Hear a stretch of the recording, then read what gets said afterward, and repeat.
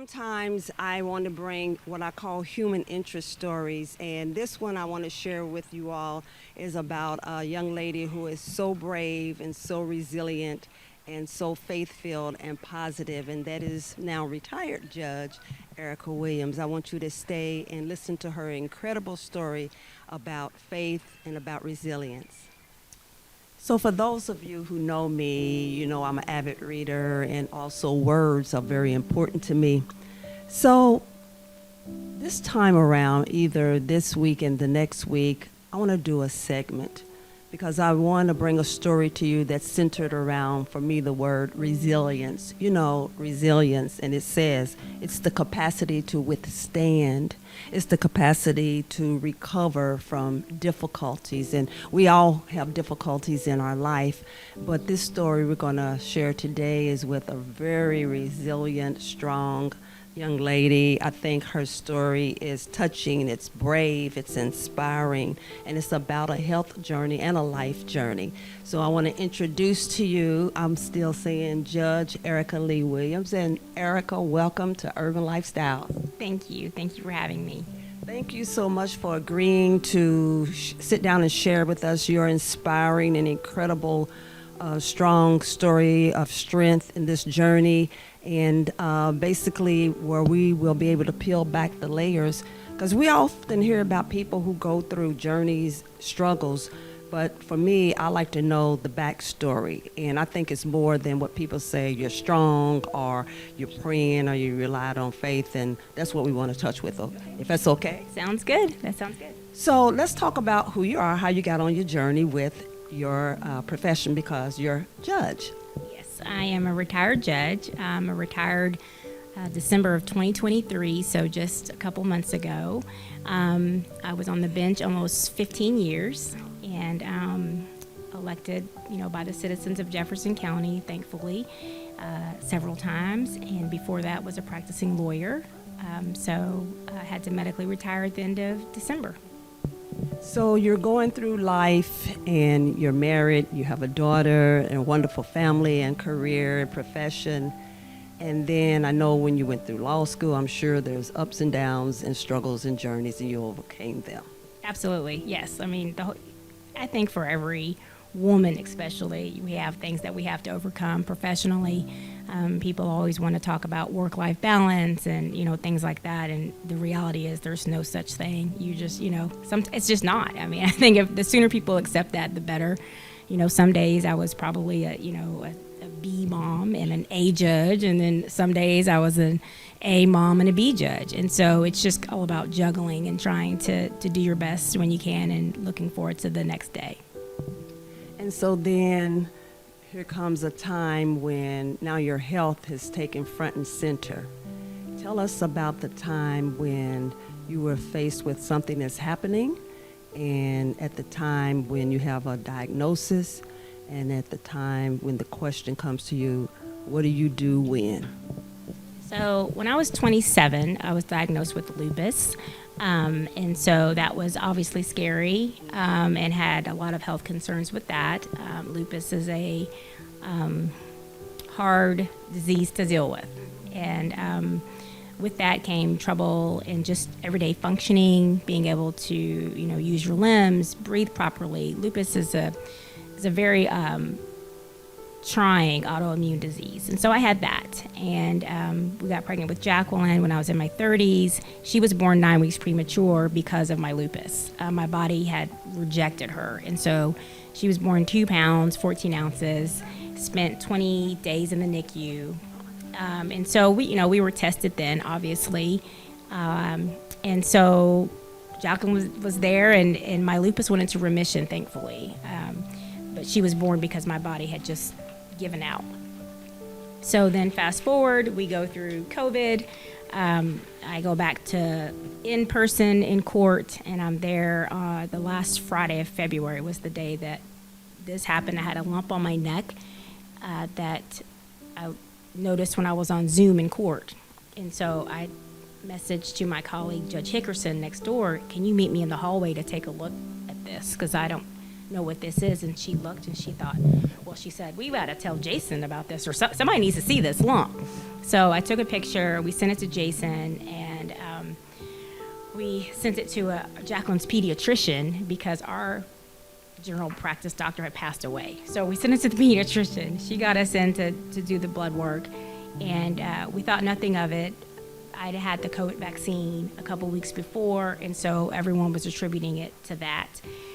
So I got a call that Sunday saying my blood work looked a little odd and I needed to follow up, and they thought my lupus was attacking my body again.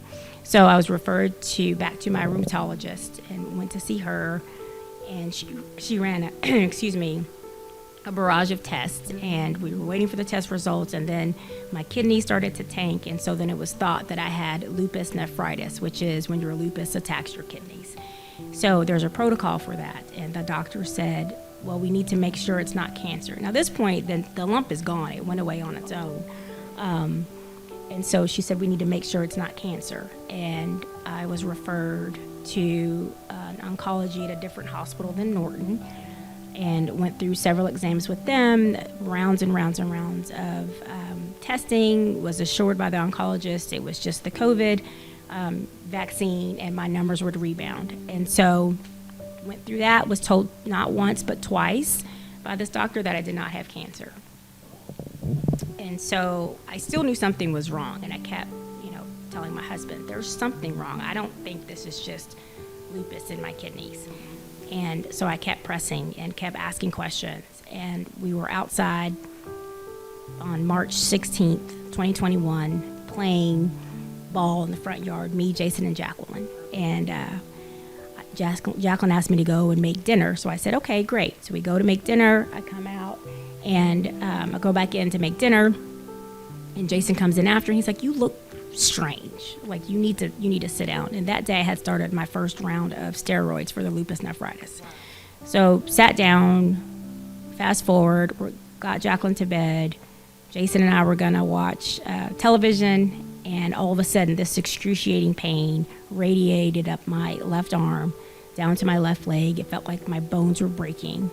So Jason came around the corner. He's like, what's going on? Should I call the ambulance? I said, they'll take too long, just drive me. So we drove to Norton. By then, the pain was in all of my limbs, and is one of the most excruciating pains I've ever had in my life. They keep me there. I'm admitted. They do tests. I wake up the next morning. A doctor walks in and says, where's the tall gentleman that was in the corner? And I said, my husband, Jason, he left to go take our daughter to school, because we left in the middle of the night. My sister came over to watch Jacqueline, so we didn't, want to alarm her. So he took her to school, and I called him because he said, can you call and see where he is? I called Jason. I said, where are you? He said, I just parked. And he said, why? I said, well, the doctor's asking for you. And he said, well, are you being a brat or something? I said, probably. I don't know. I guess they want to talk to an adult. I had been on a lot of pain medication that night, so I thought maybe they just wanted a responsible adult to talk to. So Jason comes bopping in. He has his laptop for work because he said he didn't know how long I'd be there, if it'd be hours or, maybe one more day.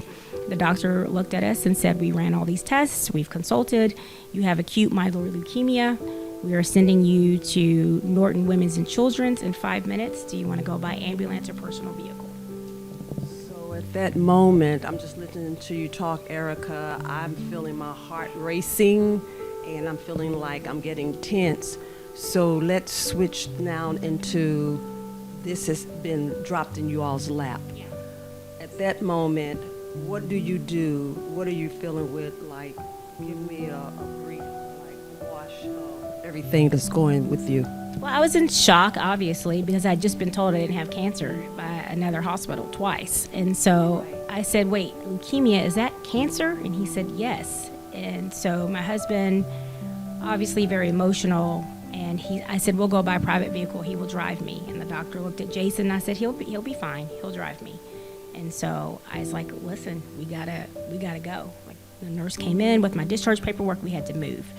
I called my mom and my sister, because my sister had kept Jacqueline overnight, and called them on FaceTime as we were getting ready to leave. And I said, just received news. I have leukemia.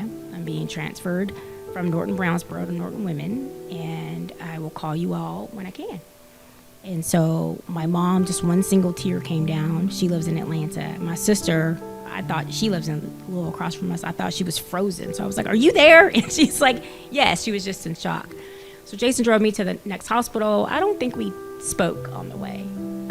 I just kept saying, "It's going to be okay. It's going to be okay." Same thing I did when Jacqueline was born really early. It's going to be okay. And so got checked in and had a tremendous amount of pain again, and met my oncologist, Dr. Stevens, Don Stevens at Norton, who was amazing. And he said, we will be starting chemotherapy the next day. I was hospitalized that first time, I think, for a month. You know, her story is just so touching. And I mean, I follow her, and when she posts something on Facebook or something like that, you know, regardless of how I'm feeling, it's like the problems that I'm going through are just minuscule compared to everything that she's gone through and what her and her husband and family, I mean, it's just amazing to me. And there will be a part 2, so I want you to come back in the next show that we have, because she even peels back more layers. And I learned so much in regards to talking with Erica and her husband, who is off the camera, but I just said she needs to write a book, because what she's gone through is so uplifting for all of mankind. We'll take another break and back with more.